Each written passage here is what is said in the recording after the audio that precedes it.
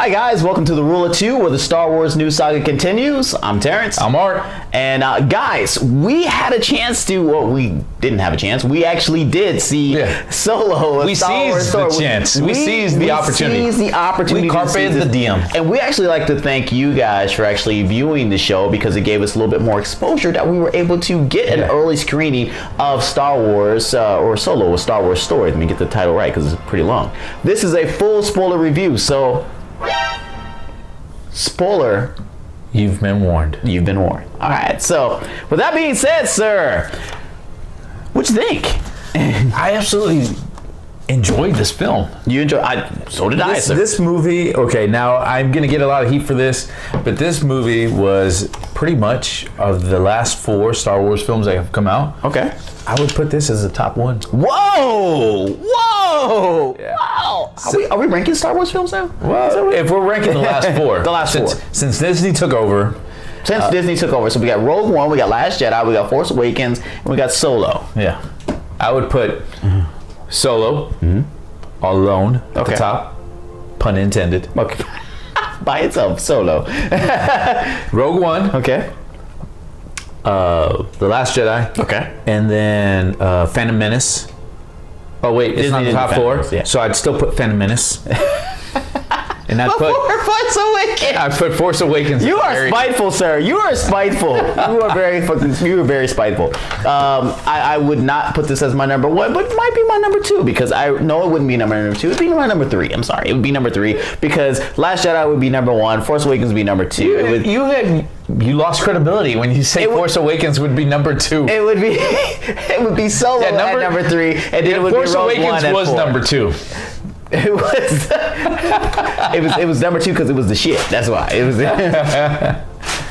But anyway to go. So you enjoyed the movie. I enjoyed the movie. I had very few things that I did not like about this film. It's like it did everything what I wanted it to do and what I thought it would do, which brings us into the reviews that this movie has gotten. Look, first of all, let's set the standard right. All right.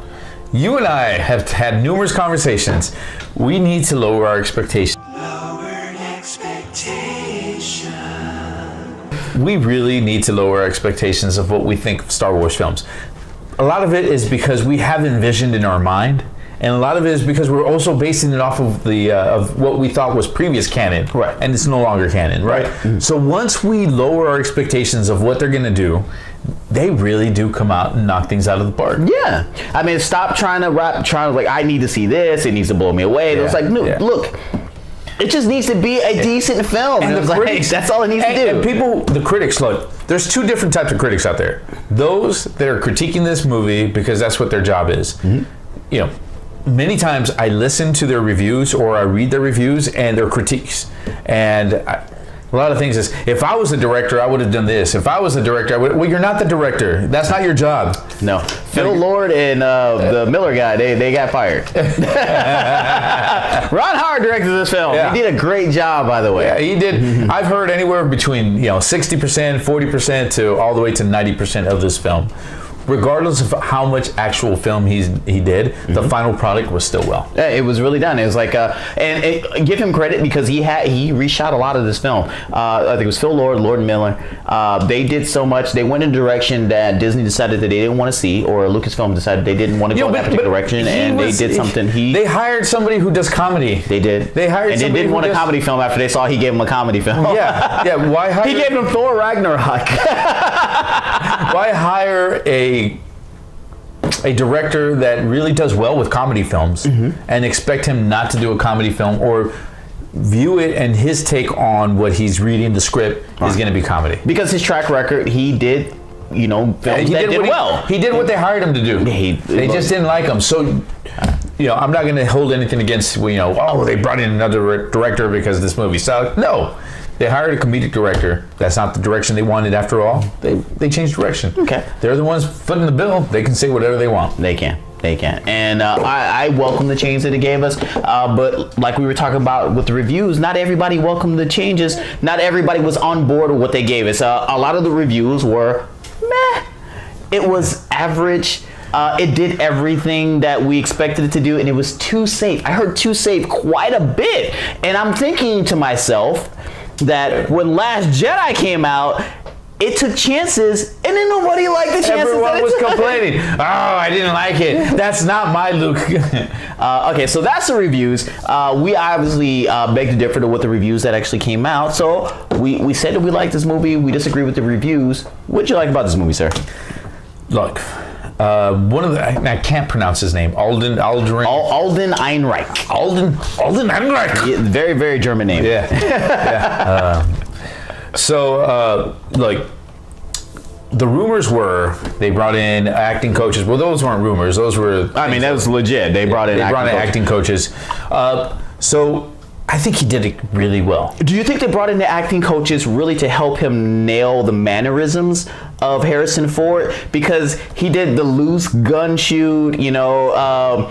It was like, what did they say? Like some of his pronunciations to things, and even like I almost want to say that even in his smile wasn't something that Harrison Ford really did as Han in the movies. But when he did it, it made me think back to Harrison Ford, and I was like, you know what? He kind of nails a bunch of things. Look, we can't expect Harrison Ford's Solo to be the exact same Solo 20 years before. Okay.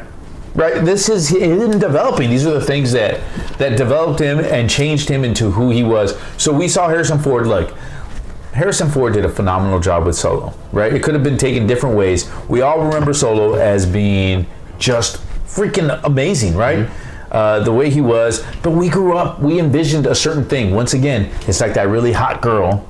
You grew up thinking, man, she's so hot in high school. Then you go to your high school reunion and you're like, dang, what happened to you?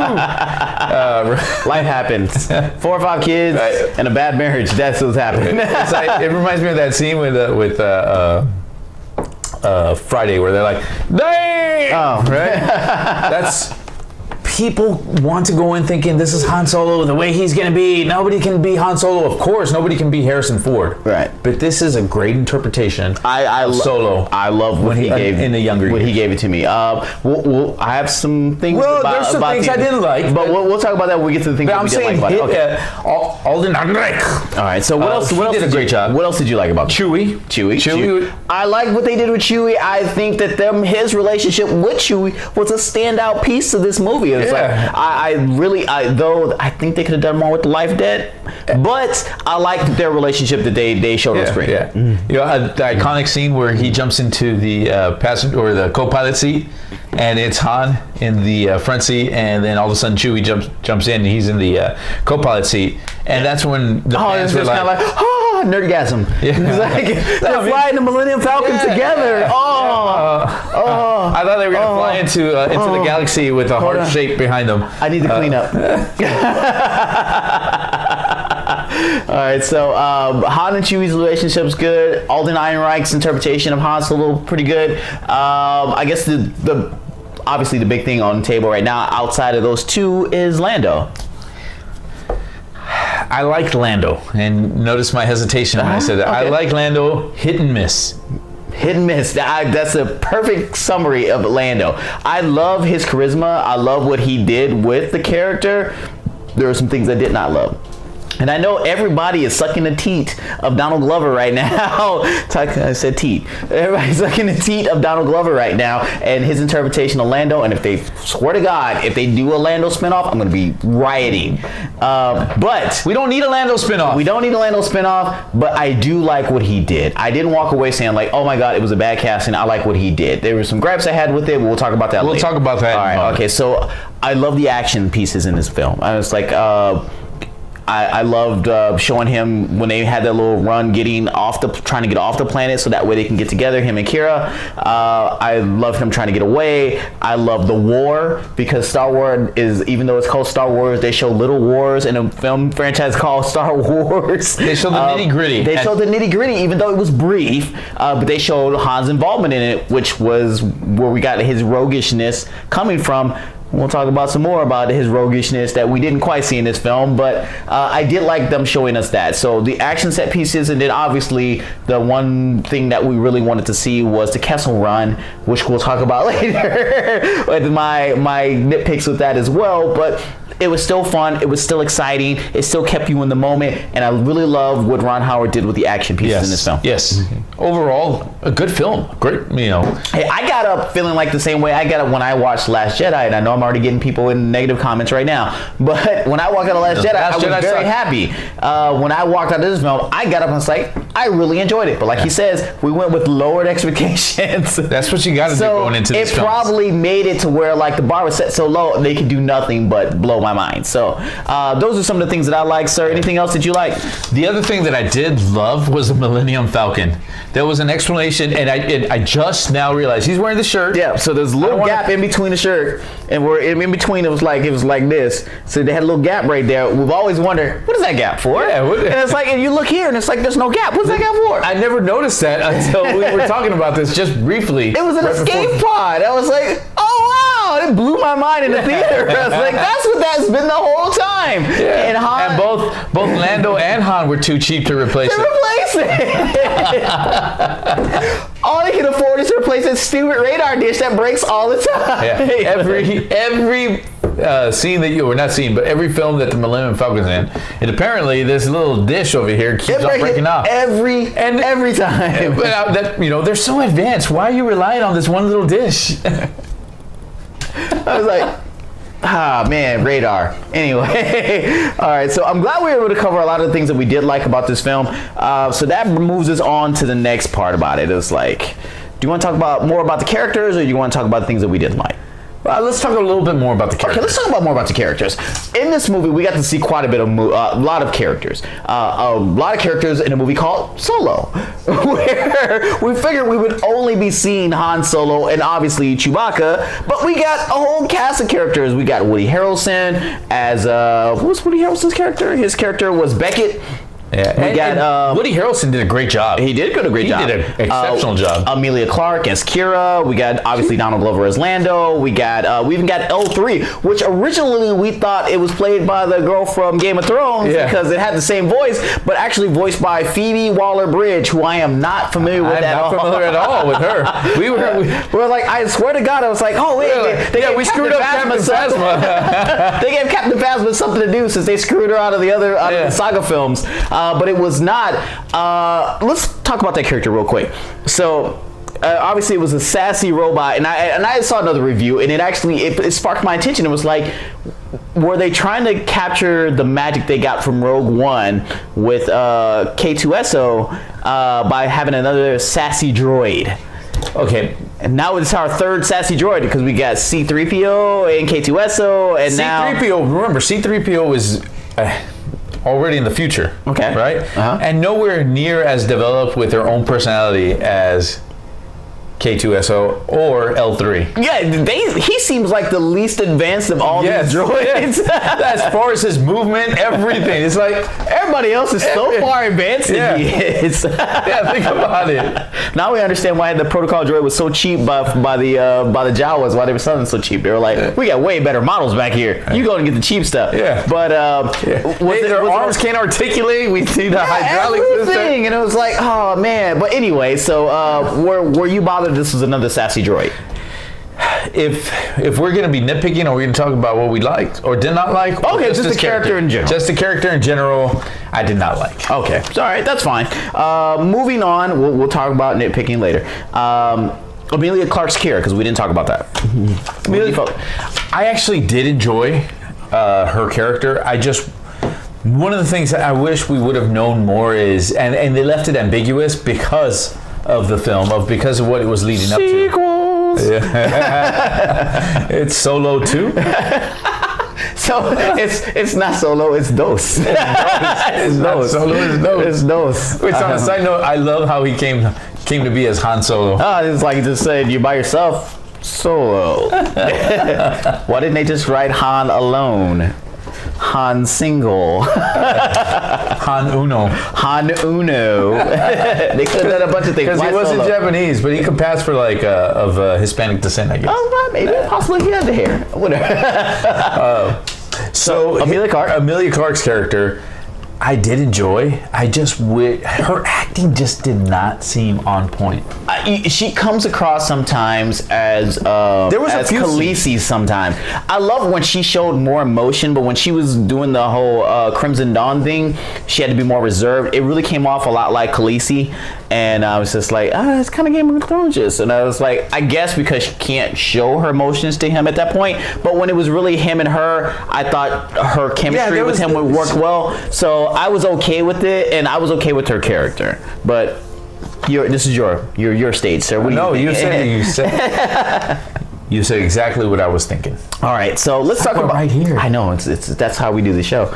Woody Harrelson as Beckett, sir. I loved him. You loved him as Beckett. Loved him as Beckett. Loved him as Beckett. Loved him as Beckett. He was more rogue than anyone else in this film. Okay, so the trailers the trailers didn't even set him up. It was like this film set him up as a mentor for Harrison Ford, for Han Solo, as a mentor for Han Solo, and you figure what they showed you as his character is basically grown up Han. Yeah, that's what Han is, grown up. So it was kind of weird that basically Han Solo's character copied his character more or less, but I guess as a mentor you would definitely do that. But you felt like his performance in the Beckett role worked well. Yes. Okay. Did really well. Okay, I think it worked well too. I didn't expect him to have as big of a role as he had, though. Yeah, he had a very large huge role, man. Yeah. I was like, he was one of the most important people in this whole film. Yeah. But his character, I really did love. All right, last person that we didn't touch on was Paul Bettany. Paul Bettany was the leader of the Crimson Dawn little crew, and which I didn't even know he was in this movie.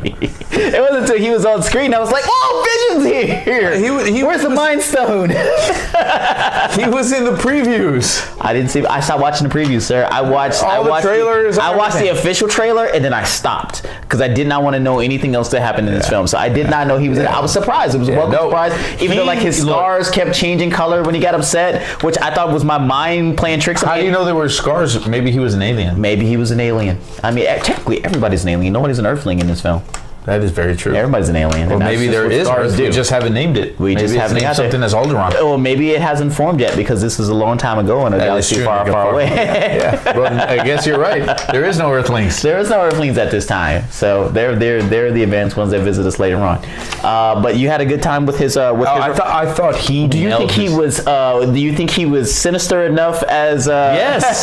Yes. You know, he was scary at points. He was. He did exceptionally well. You can tell that the two main actors that they brought in, Woody Harrelson and Paul Bettany, I mean, they're A-list actors. Yeah, of course. It's like they were trying to raise the bar for this. You can tell their acting versus everyone else. Oh, yeah, you can tell their characters were, the way they were able to carry themselves on the film clearly shows. Okay.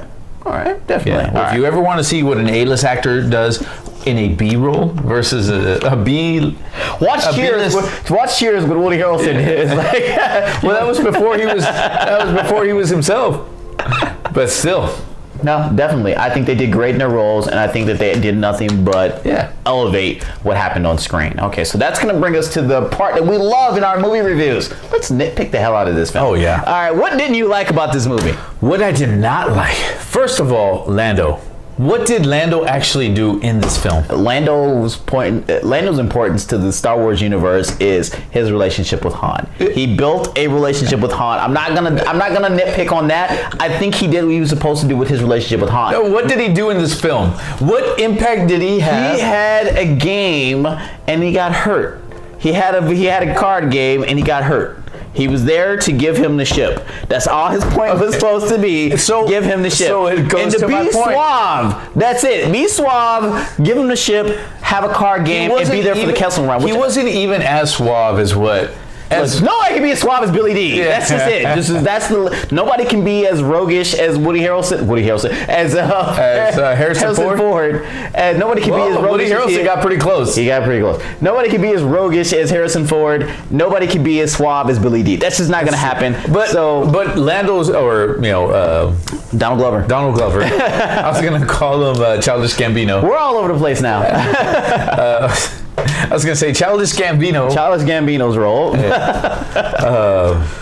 He really didn't do anything on this film. It didn't have to be him. It could have been anyone. His character, the way he portrayed him, didn't stand out.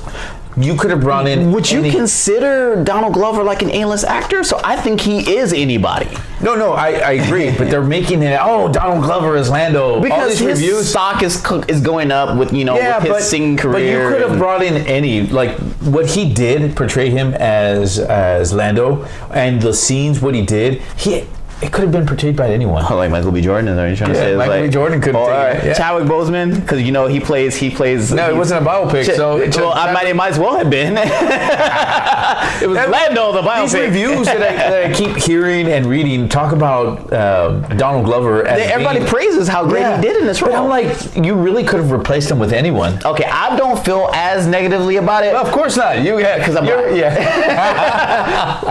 I like it. Michael Pena could have played it, and then I would have been like, Michael Pena did an amazing job playing Lando Calrissian. Y'all don't remember, Lando Calrissian should have been Hispanic from the beginning. If y'all remember, he was my number one Hispanic actor in my top 5 Hispanic actors. Hilarious. I don't have a problem with Donald Glover being Lando. My only problem, as we were talking nitpicking, is that the stupid voice, it really bugged me, because at first he did the Lando voice and it almost felt like they voiced him over. It kind of felt like they voiced him over, and then they got to the Kessel Run and he was actually doing the voice there, but it was like at the very beginning he was doing a voice, and then he did the Donald Glover voice, and then in the Kessel Run he was doing a voice, and then after the Kessel Run he was doing the voice. And I was like, it switched. Pick a voice and stay with it. It was really bugging me. He was hit and miss. He was hit and miss. So it's like, I don't know if those were reshoots when he was doing the voice, or maybe they were said like when they were doing reshoots, it was like, all right, just do the scene and just do it, because you're really not that big in this film. Like, exactly.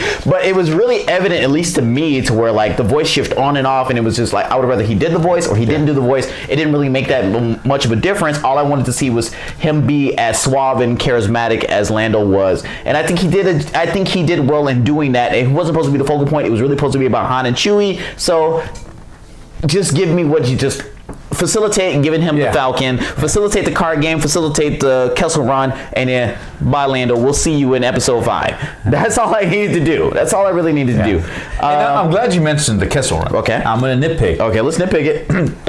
The Kessel Run kind of let me down. The reason why is the Kessel Run actually itself was cool. Right. Okay. The problem is... the way it showed on screen was great, but the importance of it... They didn't... and nowhere was like, wow, you can't do the Kessel Run in under 20 parsecs. No. You can't do this. Like, there's no way it's possible. It wasn't. It was like, there's no way we can get there in under 20 parsecs. They made it seem like a family trip, and it was like, hey, going here is going to take us 20 parsecs. By the time that, the stuff's going to blow up. There's no way we can make it from San Antonio to Austin or Dallas in in under 4 hours. Yeah, exactly. Watch me, I'll do it in 2. Watch me, I'm doing it too, because I'm going to take this turnpike and I'm going to take that. It's like there's just no way. Those of you that don't know, we're based out of San Antonio, so that's why I was using San Antonio to Dallas. There you go. And basically they cheated, and to be honest, it was like they basically threw nitrous in the Millennium Falcon and blasted off halfway through the maelstrom. Unrefined. Unrefined. So it's one of those things where like unrefined hyperfuel. It kind of cheapened the deed itself, even though they made a nice little joke about it. It was like, hey, I'm rounding down. But it kind of cheapened it, because it really wasn't the Millennium Falcon that made the jump. It was really it made the run in that quick of time. It's really just that they boosted the fuel, which gave them that kick to get out of it, and they cut through the maelstrom, which probably any other ship that could have survived it could have done the Kessel Run pretty goddamn quick anyway. But not to take away the fact that no other pilot was brave enough. Nobody was willing. So then the saying really shouldn't have been. It's like, hey, it's the ship that made the Kessel Run. I'm the pilot that made the Kessel Run in 12 parsecs. But my point is, they never emphasized how important the Kessel Run really was.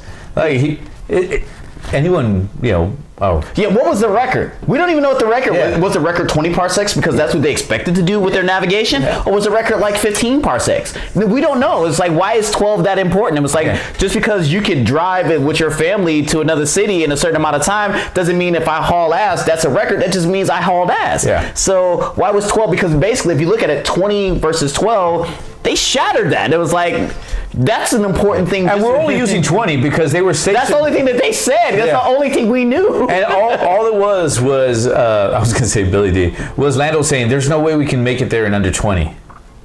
That's all we got. So it wasn't even the fact that they couldn't do the Kessel Run under 20. It's that they couldn't make it to their destination in under 20. Really? That's right. He didn't even say it. It was like, that's just where they were trying to get to. It was going to take them 20 parsecs. Oh, man. Come on, Lucasfilms. You could do better. I was going to say Disney, but Lucasfilms, you could do better. All right. So any other nitpicks, sir? Yes. Another nitpick is I wish they would have elaborated a little bit more on the life debt with Chewie. I would have liked the scene where he broke out his or his tribesmen. Other Wookiees. It would have been cool if it would have been like, that's my family. Yeah, that's my family. I need to go take care of them. And he was like, go take care of him. And he was like, he tells his family, no, he helped me save you guys. I'll be back, or something like that, where it shows that he's doing it out of owing him. It just kind of seemed like those some other Wookiees that I know. It was like if Terrence and I was like, hey, those people need help. Hey, let's help them. Those other black people need help. Y'all I'm Hispanic. Oh, no, it's all right. Here. I understand. You want to go help them? Cool. Don't worry. Cool. Hey, cool. You guys cool? Yeah. All right, cool. Okay. I'm going with my buddy. Here, you may need this pen just in case. I need this. All right, I'm leaving. Right? It's like, no, we didn't even help him. He just essentially he told him, we gave him permission. Yeah, basically it's like, you go. I give you my blessing. Go help them. Right? Like, and that's once again. So would you consider that? So that was the life debt wasn't helping the other Wookiees. The life debt was really getting him out of jail. Yeah. Okay. So and if that was the case, then I wish they would have showcased like maybe his family was in jail with him or something like that. Or even in the very beginning when they were talking. Maybe about if he was going to be killed and like he stopped him from killing him. Or maybe he was being beaten where he was just like ragged. He was not anything. It was just he was shackled up. He was going to eat something. Yeah, I mean, he was being fed humans, roughly. I mean, it wasn't a thing like he had a hard life. I'm not going to say that jail wasn't a hard life, but it wasn't anything like he was like in fear of dying. It was like he was just locked up and he helped get him out. I don't know if that's life debt deservant. It's like, hey, I owe you one. But well, maybe you saving my family is life debt deserving. If you broke me out of prison, I don't know if I'm willing to say I'm going to follow you wherever you go for the rest of my entire life. Dude, because you need a favor. At that time, I'm 190 years old. Exactly. I'm gonna outlive you anyway. It's like, dude, you need a favor. Hit me up. I'll be there for you. But just the breaking me out of jail was a little weak as far as the life debt go. And I can see where more people would say some stakes. Maybe some stakes would be like there was some real turmoil that he was in, or like his family was in, and maybe that's one of the reshoots. Maybe it was too dark what they did in the original film, and they just kind of lightened it up. Yeah, it was too dark. That's why they let a comedic director lead. Hey, maybe he had a dark spot that he went to. They're like, whoa. We expected comedy, sir. What are you doing? The other thing the other major big disappointment in this film for me was Solo was not rogue enough, and he did not learn a lesson, because even at the end of the film, he's still a good guy. He was still kind of left off as a good guy. Yeah, it's like he's always going to grumpiness from him. He was always going to choose the right thing. Yeah, it's not like the only thing is he did shoot first. They made that definite that he shot first. There was nothing where he learned afterwards or where he felt betrayed, where something. He always had a happy kind of demeanor to him. We didn't get the grumpy. Nobody's doing everything the way I want them to do it, and it's like, why are you believing it? Is it think about yourself, kid, type deal? And it was like we didn't get to see that, and all we got to see from that aspect was from Beckett. Beckett was that character. They should have cast Woody Harrelson as Han Solo. CGI his face to make it look. They should have cast Woody Harrelson as Han Solo, because that's what we would have got. We would have got actually Harrison Ford at that point. But yeah, that was a little bit of a downer where like we didn't get to see that. But the way they ended this film, and like I said, we did say spoilers, it did leave us in a point where we probably might see a Han Solo 2 Dose. We may see Dose come out soon because it left us with the and there was no end credit scene, but one of the final scenes was the fact that we got to see Darth Maul in it, which I was super excited about. Yeah. Because now it makes Clone Wars official canon to this universe that Maul lived. They didn't officially show his robotic legs, but we have to assume that in Clone Wars he had robotic legs. He's got to have robotic legs, and it seems like Kira may be the secret apprentice for Maul, which is pretty cool. Yeah, because he did say, we're going to be spending a lot of time. Yeah, come back to Dothamir, and that's where he's from. That's where he's from, and him and Savage Opress and Asajj Ventress, everybody's from this planet, and Kira's going to be there, so I assume that maybe he's training. I hope this is somehow, if it's not going to be a sequel to Solo, that it transitions into the because he's going to Tatooine. Yeah, it was a great ending. It was a great ending. I don't know what he was doing right now, but I thought maybe he was doing some Tai Chi while he was like... There was a bug here. I was trying to Tai Chi the bug out of the way. But I think, I hope it transitions into the Obi-Wan film. And it was like, because he's going to Tatooine. Yeah. I guess the last nitpick that I have, I would have liked to see him meet Jabba. I think that's the only thing. Jabba. I was like, the Jawas. I would have liked to see it. I thought the heist that we were going to see would have been the heist where he was smuggling for Jabba and why he had to drop his shipment. He did say, going to Tatooine. There's someone who's, he's got a big job that he's trying to do. I would have liked to have seen that, but it seemed like they were setting that up. I would also like to see Han Solo actually show that he's a good smuggler. Yeah, because he sucks as a smuggler.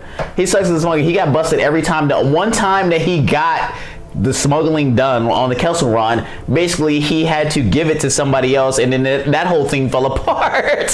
He got it stolen from him. He almost died. It was like he's not a good smuggler at all. So this whole the great smuggler and his fast ship. No, he sucks. He really sucks. It's true. All right, so that's enough nitpicking with a film that we love, because I love how we always spend more time nitpicking films than we actually. That's because we enjoy it so much. It's like these little things would make it perfect. Yeah, we'll make I think that it really clearly shows how much we enjoy it. No, definitely, because we're nitpicking. We're really ranting on the little things. The little things, as opposed to major things, would have really ruined our experience. Yeah, I got it. Okay, so with that being said, Art, take us home. Hey guys, tell us what you once you see this, because hopefully this gets released and edited. We'll leave it up to our editor.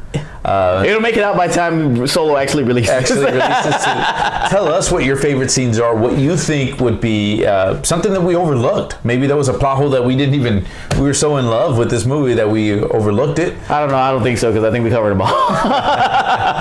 Or, maybe you agree with me and Amelia Clark should be scantily clad. We don't know. Hey, give her make slave Amelia Clark outfit. Slave Kira. But don't forget to follow us, like us, tell us, do all that good stuff to us. All right. So for once again, Manny and Aspen not here. Again, it's becoming routine. Comment. Let them know you miss them. All right. I'm Terrence. I'm Art. And may the force be with you. And also with you. Recording. There's a red light flashing. Timer's going. It is now. You know what we don't have is a red light? I don't know why I did that. We don't have a red light in the front. That's what it is. It's like, because if we had a red light in the front, then it'd be more easy to say, oh, shit, okay, I am recording. As opposed to I have to get up and check. Like, okay, or if back there. we had Manny or Aspen here.